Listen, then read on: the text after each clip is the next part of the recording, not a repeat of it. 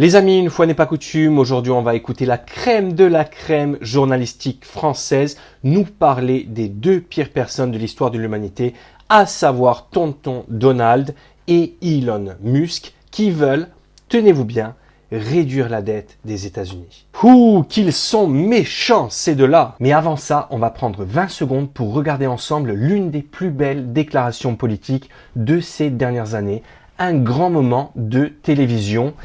D'ailleurs, j'avoue, j'ai chialé. La question s'était posée en septembre, la question s'est posée pour le gouvernement en décembre. Moi, aujourd'hui, j'ai une formidable région à gérer et je me prépare à l'élection présidentielle, je vous l'avais confirmé la fois dernière. Je t'avoue, Xavier, que ta bonhomie et ton optimisme me surprendront toujours. Mais vous savez quoi ? Il est capable de la gagner, cette élection. Oui, cet homme fantomatique, sans aucun charisme, mou, ni à gauche ni à droite, en fait il n'est nulle part, qui n'apportera strictement rien à la France parce que ce que l'on veut, nous, c'est un Trump ou un Musk, ou si vous êtes un gauchiste, pourquoi pas un Obama, au moins il a du charisme lui. Mais encore une fois, vu les politiques que l'on a depuis des années, Xavier Bertrand, alias Flambé numéro 2, peut gagner cette élection. Voilà les amis, c'était la bonne nouvelle de la semaine. Je sais que vous êtes contents, je vous connais. Maintenant, on va écouter nos journalistes préférés nous parler encore une fois du méchant Elon Musk. Un homme, un milliardaire sans droit ni titre, qui ne rend compte à personne d'autre que Trump, a pris le contrôle de l'énorme machine administrative du pays, plus de 6 000 milliards de dollars. Elon Musk, donc, avec une poignée de collaborateurs, quelques ingénieurs ou stagiaires de 19 à 23 ans, sont aux commandes depuis 2 jours. Ouh, ça il aime pas patou, hein, des jeunes. Imaginez s'il n'y a que des hommes en plus, et imaginez s'ils sont blancs. Aux commandes depuis 2 jours du système de paiement du Trésor américain, c'est-à-dire qu'il a en main toutes les dépenses de santé, les prestations sociales, les salaires des fonctionnaires, les factures de l'État. Oui, d'accord, mais en même temps, comment les États-Unis doivent faire pour diminuer leur dette? Dis-nous, Patou, toi qui es plus intelligent qu'Elon Musk, toi qui es notre lumière, comment est-ce que les États-Unis doivent s'y prendre pour baisser leur dette publique? Regarde, je vais te montrer un graphique. C'est pas celui du Bitcoin, mais c'est celui de la dette publique des États-Unis entre 2001 et 2022, avec des prévisions jusqu'en 2029. Donc tu vois, ça ne fait que monter. Donc comment les États-Unis doivent faire pour résorber ce problème de dette, si ce n'est en diminuant leurs dépenses? Dis-nous, Patou. Et aussi les données personnelles et financières de centaines de millions d'Américains. Le Washington Post a raconté qu'un haut fonctionnaire du Trésor a tenté de se mettre en travers en refusant de donner les clés Washington Post, journal de gauche. du système à Musk jusqu'à ce que le courageux soit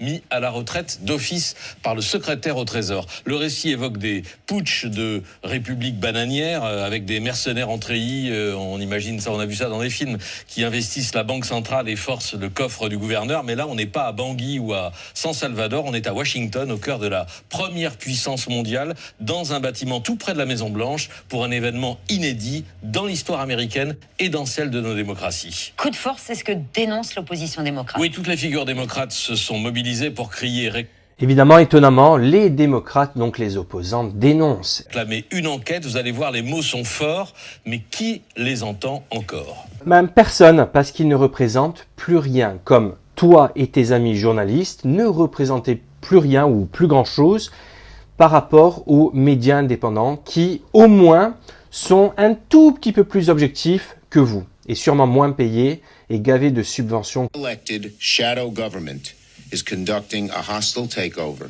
of the federal government. This is not some minor transgression. This is an illegal act.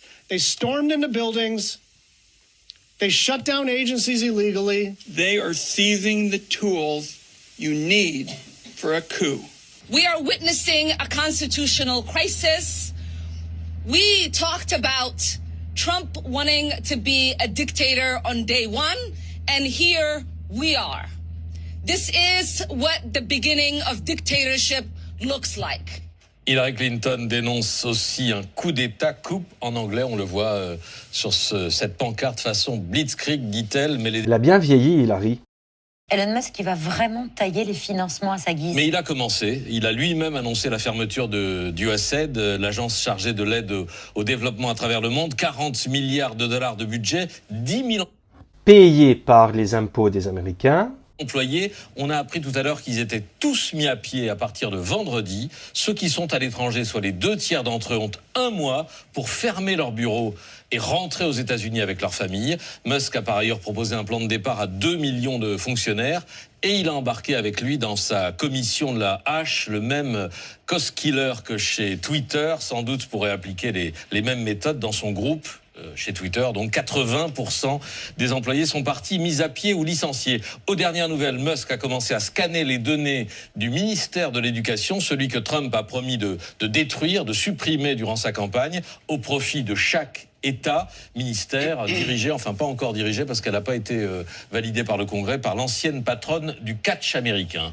Du catch. Que dit Donald Trump? Alors, il met les formes en expliquant que rien de ce que décide Musk ne se fait sans son accord. Regardez. He's got access only to letting people go that he thinks are no good if we agree with him, and it's only if we agree with him. He's a very talented guy from the standpoint of management and costs.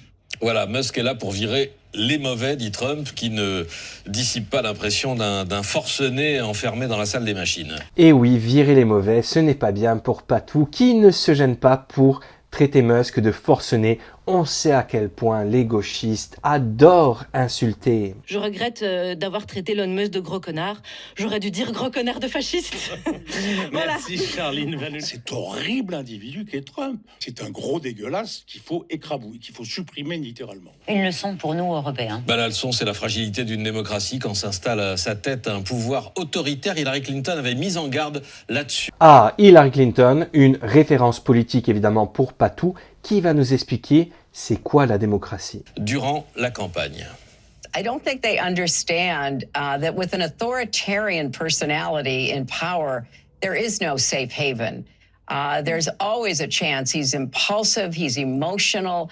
I think he is unstable, that he will turn on anyone, any individual, any group, for any perceived disloyalty or, comment that he thinks is contrary to, himself or what he is pushing. Oui, Larry, mais il t'a battu en 2016. Les gens ont voté pour lui et pas pour toi. Désolé, donc tais-toi. Pas de refuge, pas de sanctuaire. Même aux États-Unis, les contre-pouvoirs, les garde-fous n'arrêtent plus les fous. La preuve par Musk. Voilà, j'espère que vous avez bien retenu la leçon du père Cohen. Bravo, Patou, bravo. Finalement, ça va, merci. En tout cas, ça fait du bien de se faire la morale sur le service public payé par nos impôts. Donc voilà les amis, en conclusion, donc apparemment, vouloir s'attaquer à la dette d'un pays et surtout à toutes les dépenses superficielles, eh bien c'est méchant.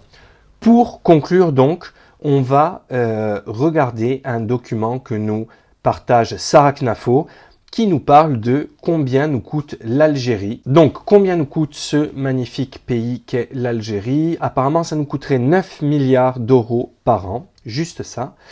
La facture, donc, aide publique au développement annuel à destination de l'Algérie, 136 millions.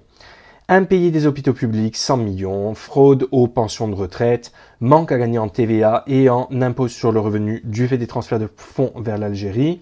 Aide sociale aux étrangers algériens vivant en France, logements sociaux pour les immigrés algériens, étudiants étrangers algériens, clandestins algériens et même les délinquants algériens coûteraient à la France 9 milliards d'euros par an. Mais ne dites surtout pas à Patrick qu'il faudrait peut-être songer à réduire ses dépenses. Ça risquerait de le rendre chafouin et il nous en ferait une chronique. Et ça, on ne veut pas.